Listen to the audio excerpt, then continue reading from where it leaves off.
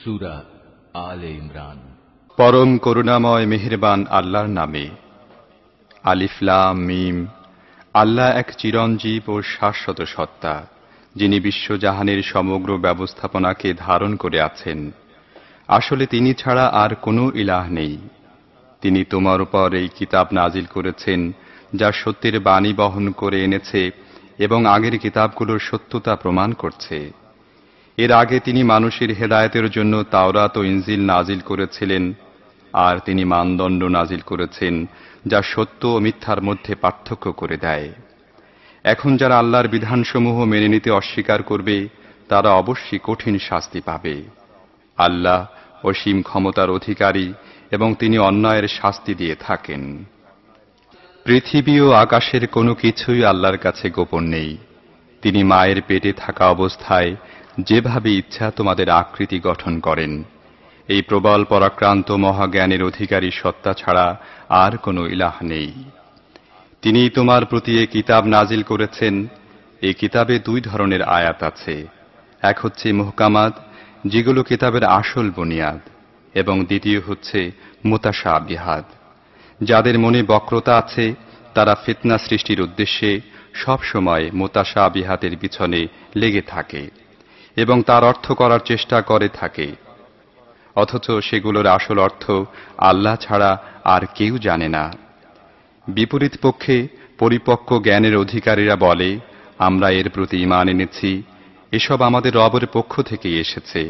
আর প্রকৃতপক্ষে জ্ঞানবান লোকেরাই কোনো বিষয় থেকে সঠিক শিক্ষা গ্রহণ করে থাকে।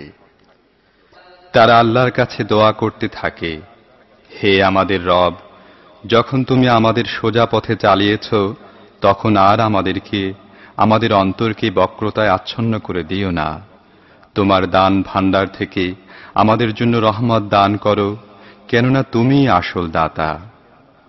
হে আমাদের রব, অবশ্যই তুমি সমগ্র মানব জাতিকে একদিন একত্রে সমবেত করবে, যে দিনটির আগমনের ব্যাপারে কোনো সন্দেহ নেই। তুমি কখনো ওয়াদা থেকে বিচ্যুত হও না।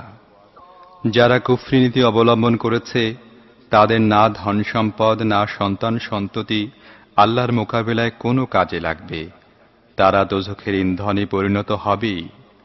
তাদের পরিণাম ঠিক তেমনি হবে যেমন ফিরাউনের সাথী ও তার আগের নাফরমানদের হয়ে গেছে। তারা আল্লাহর আয়াতের প্রতি মিথ্যা আরোপ করেছে, ফলে আল্লাহ তাদের গুনাহের জন্য তাদেরকে পাকড়াও করেছেন। আর যথার্থই আল্লাহ কঠোর শাস্তি দানকারী। কাজেই হে মুহাম্মদ, যারা তোমার দাওয়াত গ্রহণ করতে অস্বীকার করল, তাদের বলে দাও, সেই সময় নিকটবর্তী যখন তোমরা পরাজিত হবে এবং তোমাদের জাহান্নামের দিকে তাড়িয়ে নিয়ে যাওয়া হবে। আর জাহান্নাম বড়ই খারাপ আবাস। তোমাদের জন্য সেই দুটি দলের মধ্যে একটি শিক্ষার নিদর্শন ছিল, যারা বদরে পরস্পর যুদ্ধে লিপ্ত হয়েছিল। একটি দল আল্লাহর পথে যুদ্ধ করছিল এবং অন্য দলটি ছিল কাফের। চোখের দেখায় লোকেরা দেখছিল কাফেররা মুমিনদের দ্বিগুণ, কিন্তু ফলাফল প্রমাণ করল যে আল্লাহ তাঁর বিজয় ও সাহায্য দিয়ে যাকে ইচ্ছা সহায়তা দান করেন। অন্তর্দৃষ্টি সম্পন্ন লোকদের জন্য এর মধ্যে বড়ই শিক্ষণীয় বিষয় রয়েছে। মানুষের জন্য নারী, সন্তান, সোনারূপার স্তূপ, সেরা ঘোড়া, গবাদি পশু ও কৃষি ক্ষেতের প্রতি আসক্তিকে বড়ই সুসজ্জিত ও সুশোভিত করে দেওয়া হয়েছে। কিন্তু এগুলো দুনিয়ার ক্ষণস্থায়ী জীবনের সামগ্রী মাত্র। প্রকৃতপক্ষে উত্তম আবাস তো রয়েছে আল্লাহর কাছে। বলো, আমি কি তোমাদের জানিয়ে দেব ওগুলোর চাইতে ভালো জিনিস কি? যারা তাকওয়ার নীতি অবলম্বন করে, তাদের জন্য তাদের রবের কাছে রয়েছে বাগান, তার নিম্নদেশে ঝর্ণাধারা প্রবাহিত হয়। সেখানে তারা চিরন্তন জীবন লাভ করবে। পবিত্র স্ত্রীরা হবে তাদের সঙ্গিনী এবং তারা লাভ করবে আল্লাহর সন্তুষ্টি। আল্লাহ তার বান্দাদের কর্মনীতির উপর গভীর ও প্রখর দৃষ্টি রাখেন। এই লোকেরাই বলে, হে আমাদের রব, আমরা ঈমান এনেছি, আমাদের গুনাহ খাতা মাফ করে দাও এবং জাহান্নামের আগুন থেকে আমাদের বাঁচাও। এরা সবরকারী, সত্যনিষ্ঠ, অনুগত ও দানশীল, এবং রাতের শেষ ভাগে আল্লাহর কাছে গুনাহ মাফের জন্য দোয়া করে থাকে। আল্লাহ নিজেই সাক্ষ্য দিয়েছেন, তিনি ছাড়া আর কোনো ইলাহ নেই, আর ফেরেশতা ও সকল জ্ঞানবান লোকই সততা ও ন্যায়পরায়ণতার সাথে এ সাক্ষ্য দিচ্ছে যে সেই প্রবল পরাক্রান্ত ও জ্ঞানবান সত্তা ছাড়া আর কোনো ইলাহ নেই। ইসলাম আল্লাহর নিকট একমাত্র দিন বা জীবন বিধান। যাদেরকে কিতাব দেয়া হয়েছিল তারা এ দিন থেকে সরে গিয়ে যেসব বিভিন্ন পদ্ধতি অবলম্বন করেছে, সেগুলো অবলম্বনের এছাড়া আর কোনো কারণই ছিল না যে প্রকৃত জ্ঞান এসে যাওয়ার পর তারা নিজেদের মধ্যে পরস্পরের উপর বাড়াবাড়ি করার জন্য এমনটি করেছে। আর যে কেউ আল্লাহর হেদায়েতের আনুগত্য করতে অস্বীকার করে, তার কাছ থেকে হিসেব নিতে আল্লাহর মোটেই দেরি হয় না। এখন যদি এ লোকেরা তোমার সাথে বিতর্কে লিপ্ত হয়, তাহলে তাদের বলে দাও, আমি ও আমার অনুগতরা আল্লাহর সামনে আনুগত্যের শির নত করেছি। তারপর আহলে কিতাব ও আহলে কিতাব উভয়কে জিজ্ঞেস করো, তোমরাও কি তাঁর বন্দেগী কবুল করেছ? যদি করে থাকে তাহলে ন্যায় ও সত্যের পথ লাভ করেছে, আর যদি তা থেকে মুখ ফিরিয়ে নিয়ে থাকে তাহলে তোমার উপর কেবলমাত্র পয়গাম পৌঁছিয়ে দেবার দায়িত্বই অর্পিত হয়েছিল। পরবর্তী পর্যায়ে আল্লাহ নিজেই তার বান্দাদের অবস্থা দেখবেন।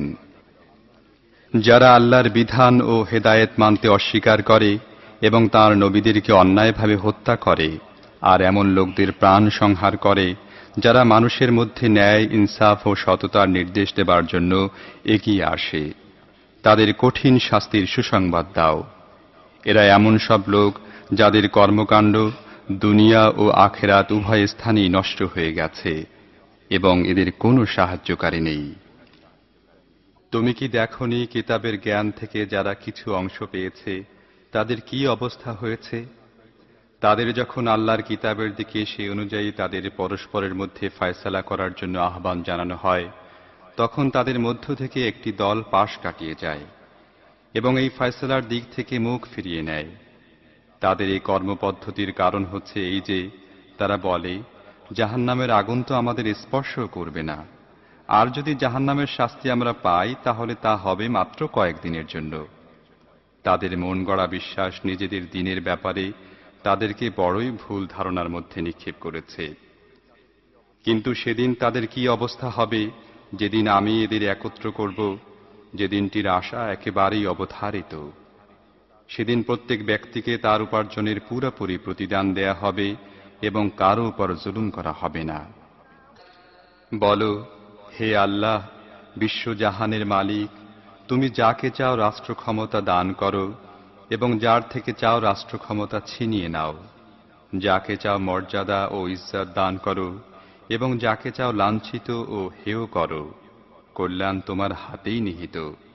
নিঃসন্দেহে তুমি সব কিছুর উপর শক্তিশালী। তুমি রাতকে দিনের মধ্যে প্রবেশ করাও এবং দিনকে রাতের মধ্যে। জীবনহীন থেকে জীবন্তের আবির্ভাব ঘটাও এবং জীবন্ত থেকে জীবনহীনের।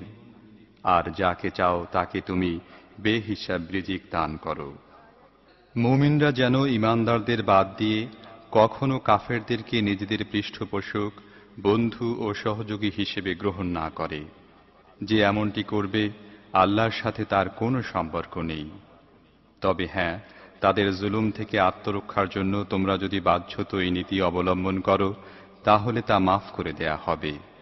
কিন্তু আল্লাহ তোমাদেরকে তাঁর নিজের সত্তার ভয় দেখাচ্ছেন আর তোমাদেরকে তাঁরই দিকে ফিরে যেতে হবে। হে নবী, লোকদের জানিয়ে দাও যে তোমাদের মনের মধ্যে যা কিছু আছে তাকে তোমরা লুকিয়ে রাখো বা প্রকাশ করো, আল্লাহ তা জানেন। পৃথিবী ও আকাশের কোনো কিছুই তাঁর জ্ঞানের বাইরে অবস্থান করছে না এবং তাঁর কর্তৃত্ব সবকিছুর উপর পরিব্যাপ্ত। সেদিন আসবে যেদিন প্রত্যেক ব্যক্তি তার কৃতকর্মের ফল সামনে উপস্থিত পাবে, তা ভালো কাজই হোক আর মন্দ কাজ। সেদিন মানুষ কামনা করবে, হায় যদি এখনো এই দিন এর থেকে অনেক দূরে অবস্থান করত। আল্লাহ তোমাদেরকে তার নিজের সত্তার ভয় দেখাচ্ছেন আর তিনি নিজের বান্দাদের প্রতি গভীর শুভাকাঙ্ক্ষী। হে নবী, লোকদের বলে দাও, যদি তোমরা যথার্থই আল্লাহকে ভালোবাসো তাহলে আমার অনুসরণ করো।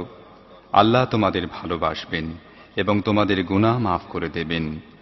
তিনি বড়ই ক্ষমাশীল ও করুণাময়।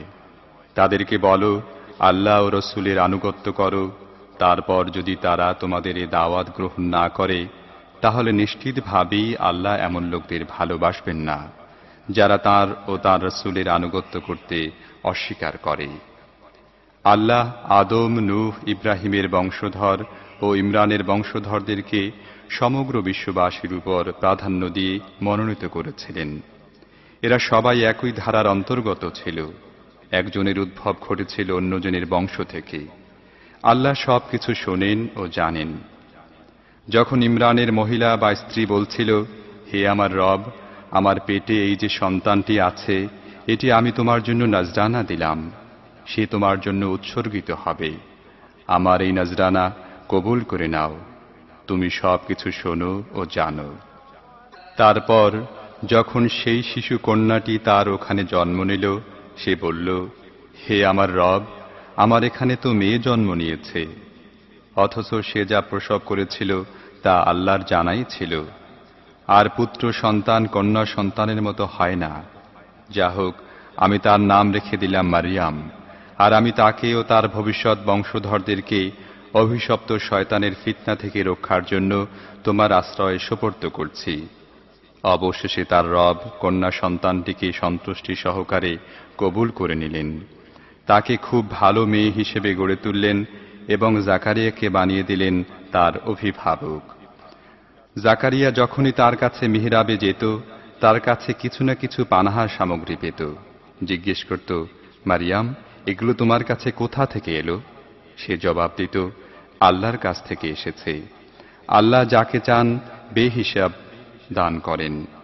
এ অবস্থা দেখে জাকারিয়া তার রবের কাছে প্রার্থনা করল, হে আমার রব, তোমার বিশেষ ক্ষমতা বলে আমাকে সৎ সন্তান দান করো, তুমি প্রার্থনা শ্রবণকারী।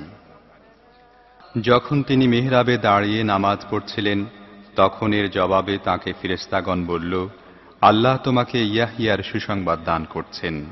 সে আল্লাহর পক্ষ থেকে একটি ফরমানের সত্যতা প্রমাণকারী হিসেবে আসবে। তার মধ্যে নেতৃত্ব ও সততার গুণাবলী থাকবে। সে পরিপূর্ণ সংযমী হবে, নবুয়তের অধিকারী হবে এবং সৎকর্মশীলদের মধ্যে গণ্য হবে। জাকারিয়া বলল, হে আমার রব, আমার সন্তান হবে কেমন করে? আমি তো বুড়ো হয়ে গেছি এবং আমার স্ত্রী তো বন্ধ্যা। জবাব এলো, এমনটি হবে। আল্লাহ যা চান তাই করেন। আরজ করল, হে প্রভু, তাহলে আমার জন্য কোনো নিশানি ঠিক করে দাও। জবাব দিলেন, নিশানি হচ্ছে এই যে তুমি 3 দিন পর্যন্ত মানুষের সাথে ইশারা ইঙ্গিত ছাড়া কোনো কথা বলবে না। এই সময় নিজের রবকে খুব বেশি করে ডাকো এবং সকাল সাঁঝে তার তাসবিহ করতে থাকো।